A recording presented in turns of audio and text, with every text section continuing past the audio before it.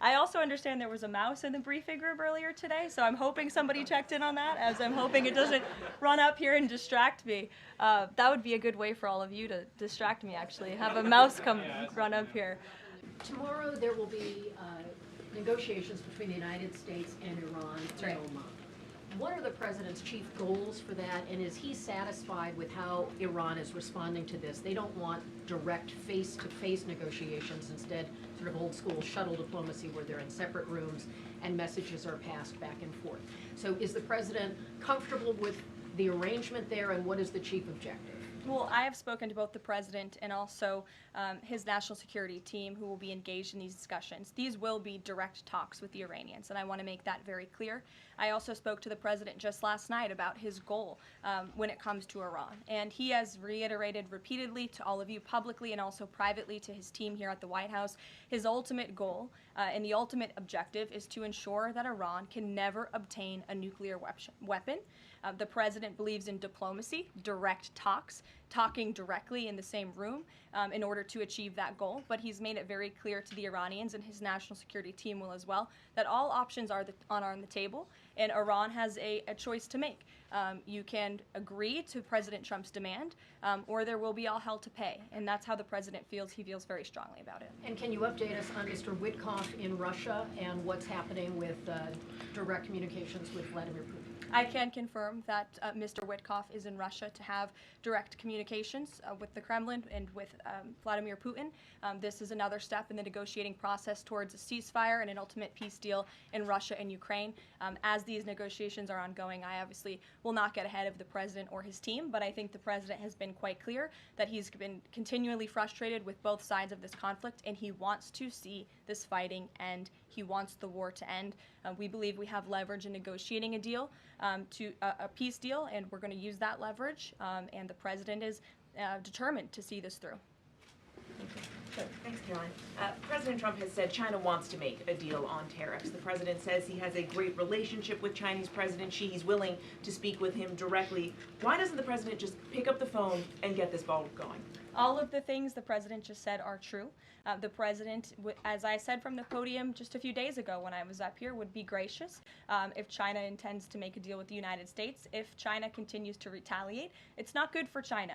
The United States of America is the strongest, best economy in the world, as evidenced by the more than 75 countries who have called the administration immediately to cut good deals. So the president wants to do what's right for the American people. He wants to see fair trade practices around the globe, and that's his intention and his goal. So is he waiting for China to make the first move here?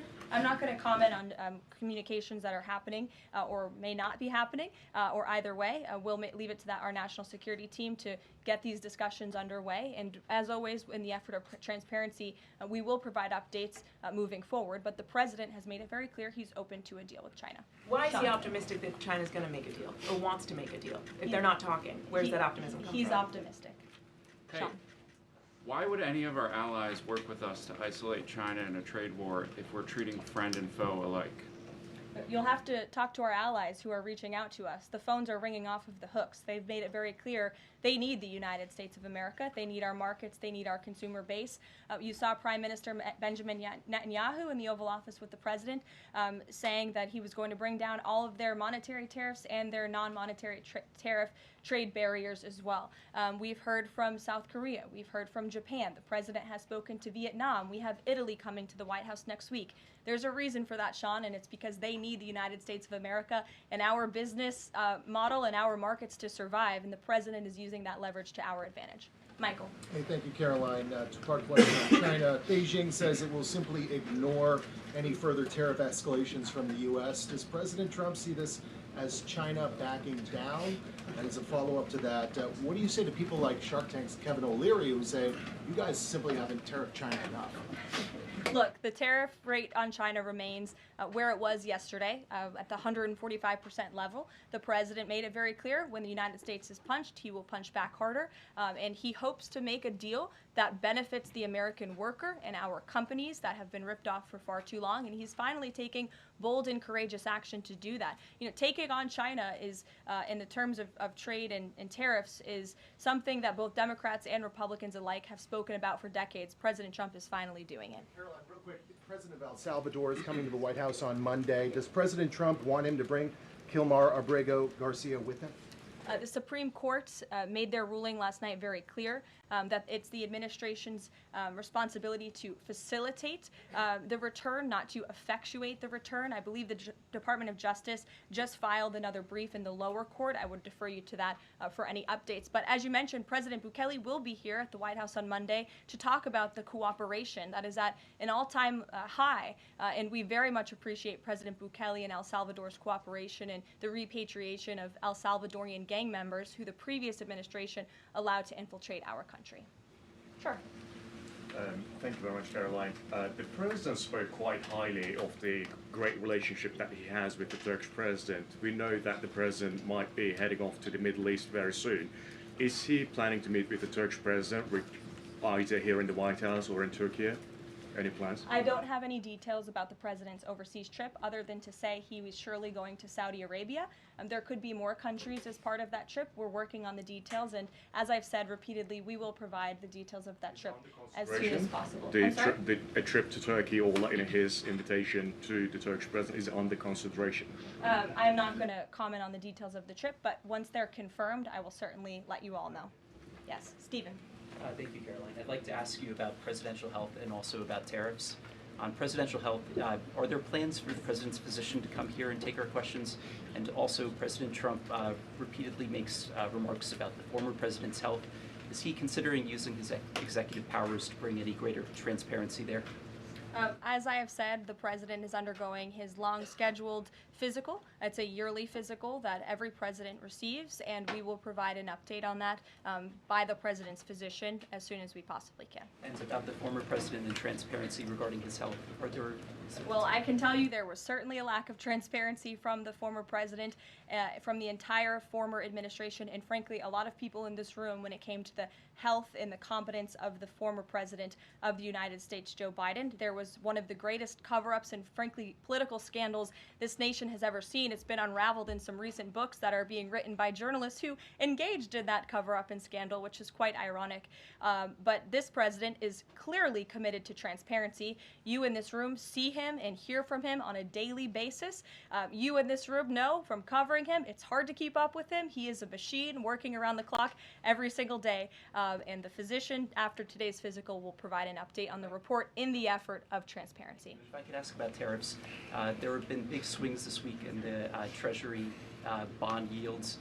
There's a theory that it might be because of China dumping these as leverage, driving up costs for U.S. loans like mortgages. Does the White House have evidence that this is in fact a result of Chinese dumping, and if so, is there a message on that? Not to my knowledge, but I would check in with the Treasury Department on that. I can tell you I know our Secretary of Treasury, Scott Bessent, is keeping a very close eye on the bond market. He spoke about it at the White House this week, and I know he's keeping his eyes on it day to day. Ed. Thanks. Thank you, Caroline. So the administration, I have an administration source who's telling me that we're weeks away from the first deal with the country over tariffs. Where is the administration? How soon can we see that? And what country is that, the first one? I won't reveal or get ahead of our trade team as these negotiations are obviously ongoing, but I can tell you very good progress has been made.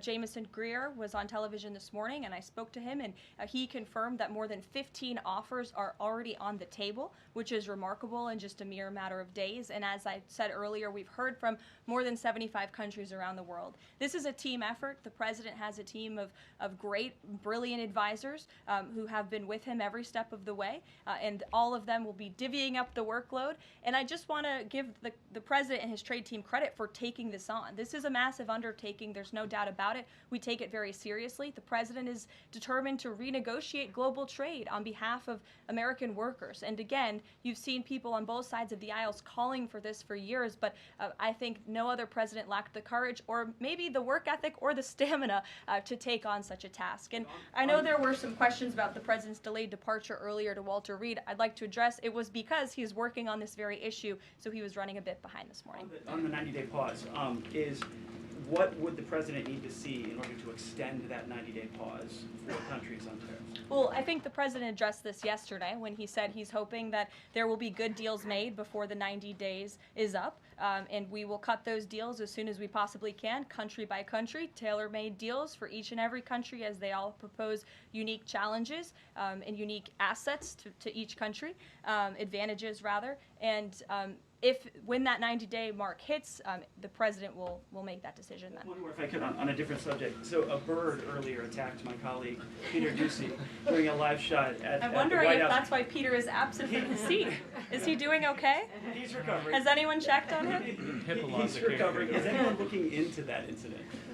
I could check in with GSA to see if anybody here is looking into it. I also understand there was a mouse in the briefing room earlier today, so I'm hoping somebody checked in on that, as I'm hoping it doesn't run up here and distract me. That would be a good way for all of you to distract me, actually, have a mouse come run up here.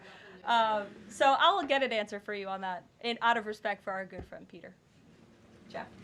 Why is American consumer confidence so low? Look, I think there's a great optimism in this economy, great optimism for the American people, a lot of reason for people to feel optimistic.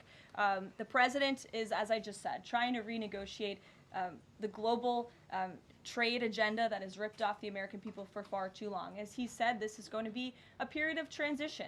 He wants consumers to trust in him, and they should trust in him. Look at what he did in his first term. And I just want to reiterate all of the reasons to be confident since you asked, Jeff. For those watching at home, yesterday the CPI report, inflation declined massively. Consumer prices are dropping for the first time in years. Energy prices are down. In fact, oil prices are down 20% since this president took office. Wholesale prices fell again. There have been trillions of dollars in investments into this country. Every day the president is signing executive orders to cut regulation, especially when it comes to Environmental Protection Agency, our energy industry. That's going to unleash the economic boom in this country that we saw in the president's first term. So trust in President Trump. He knows what he's doing. This is a proven economic formula. What is he asking of Americans at this time? He talked about transition costs, transition problems. Is he asking something specific for Americans to do? No, I think the president is asking for Americans trust in Trump, as I just said, trust in his economic agenda and formula. It's a proven formula that works. And by the way, clearly the American people do in fact trust him because they did just overwhelmingly elect him to this office. Jennifer. Is he going, I'm asking about the physical, is he undergoing any general anesthesia, and can you outline any of the other tests that he's doing today? He is not. He is undergoing quite a few tests, imaging. Again, it's a it's a yearly physical, so there's quite a lot that goes into it to make sure the president is accomplishing all of his goals, and we will provide a readout of that as soon as we can. And will you be committed to releasing all of the results, as many of the results as possible? Of course, yes. The president's physician will do that. I spoke with him this morning. Caroline, Sure. will you guys also consider releasing the president's fitness plan? He actually looks healthier than ever before. Healthier than he did 8 years ago, and I'm sure everybody in this room could agree. Is he working out with Bobby Kennedy? And is he eating less McDonald's? I can confirm the president is in very good shape, as you see, on a near daily basis here. And in that vein, thank God it's Friday. It's been a very long and busy week here at the White House. We will see you all on Monday, and we will release the results of that report as soon as we can. Have a great weekend, everybody. Thank you.